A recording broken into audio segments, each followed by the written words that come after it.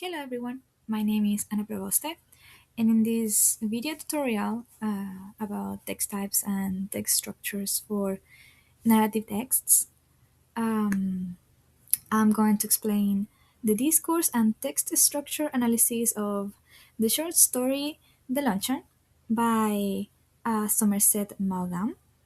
So in this video, I will cover the genre, the function of the text, the narrative scaffold, the most relevant grammatical features, recurrence rules, progression rules, and connectivity rules.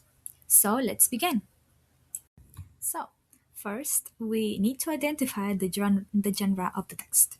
So, this is The Luncheon. It is a narrative text because it tells a story involving characters, events, a conflict, and a resolution. The story is narrated from the perspective of the main character, who remembers an experience that happened to him many years earlier. The main function of the text is experiential. This means that language is used to represent personal experiences and perceptions of the world. Since the narrator tells the story from his own point of view, readers can understand his thoughts, emotions, and reactions throughout the events. So now let's take a look at the narrative scaffold. First, we should understand what scaffolding means. This is the way that we build our story, in this case, our narrative story. The first stage is the orientation. The orientation introduces the characters, the setting, and the situation. At the beginning of the story, the narrator meets a woman he had not seen for many years. This encounter reminds him of a luncheon they had together in Paris when he was a young writer. So, for example, here the narrator says, I got sight of her at the play, and in answer to her beckoning, I went over during the interval and sat down beside her. This introduction helps the readers understand who is involved in the story and how the flashback begins, also from which perspective the story is told, in this case, the main character. The second stage is the complication. The complication is the event that creates the main conflict.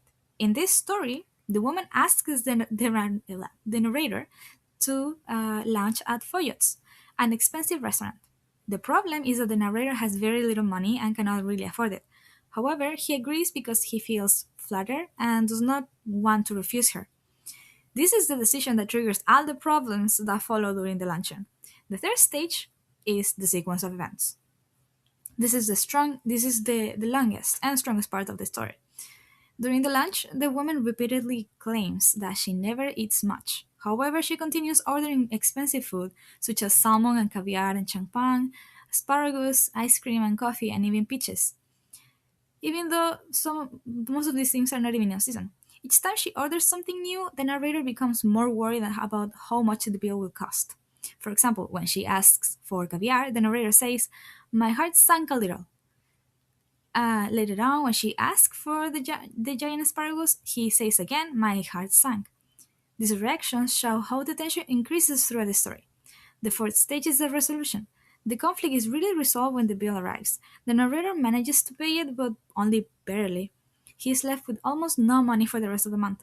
Although he avoids embarrassment, he suffers the consequences of pretending he could afford the meal. Finally, we have the coda. The coda presents the lesson or message of the story. One, we should take into consideration that the coda is optional, and in this case of the story that we have chosen is implicit.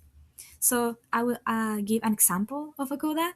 In this case, it could be that people should not pretend to be something they're not, because the narrator tried to appear wealthier than he was and ended up paying a very high price for it. So now let's move on to the most relevant grammatical features. So, the first important feature is past tense narration. Since the narrator is recalling events that happened 20 years earlier, the story mainly uses the simple past tense. So, for example, here we have I caught sight of her at the play, and I was living in Paris. These verbs help situate the events in the past. The second important feature is direct speech. The story contains many dialogues between the narrator and the woman. Direct speech allows readers to hear the characters' words exactly as they were spoken. So, for example, here she says, I never eat anything for luncheon. And later on, she also adds, My doctor won't let me drink anything but champagne. These conversations reveal the woman's personality and contribute to the humor of the story. The third grammatical feature is first person narration. The narrator constantly uses first person pronouns such as I, me, and my. So, for example, sometimes he says, I was startled, or my heart sank, as I said earlier. This creates a personal perspective and allows readers to understand his emotions directly. Next, let's discuss recurrence rules. Recurrence rules help maintain cohesion by connecting ideas throughout the text. The first recurrence rule is anaphoric procedure. So, anaphoric procedure occurs when pronouns refer back to something previously mentioned.